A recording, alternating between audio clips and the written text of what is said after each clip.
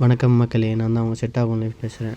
காலைல எழுந்திரிச்சோன்னே பார்த்தீங்கன்னா செம்ம பசி ஆயிடுச்சு. இன்றைக்கி சீக்கிரமாகவே எழுந்திரிச்சிட்டோம். நம்ம பார்த்தீங்கன்னா 6:30 சம்திங் அதுக்கெலாம் எழுந்திரிச்சிட்டோம். சரி பசிக்குதுன்னு போயிட்டு ஒரு டீ பாயில் ஒரு டீயை போட்டு வந்தோம்.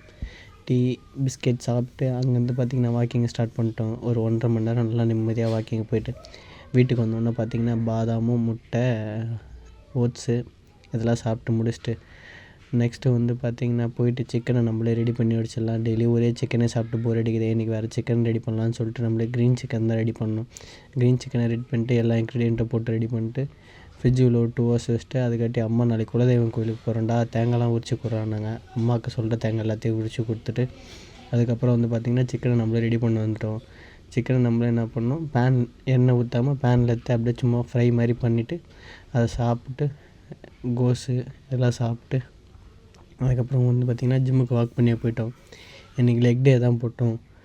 நல்லா லெக் டே நல்லா ஹெவியாக போட்டு நைட்டுக்கு ஷேக் குடிச்சிட்டு இன்றைக்கி நாளை முடிச்சுக்கிட்டு நண்பர்களே. மறக்காமல் சப்ஸ்கிரைப் பண்ணுறேங்க, லைக் பண்ணுங்கள்.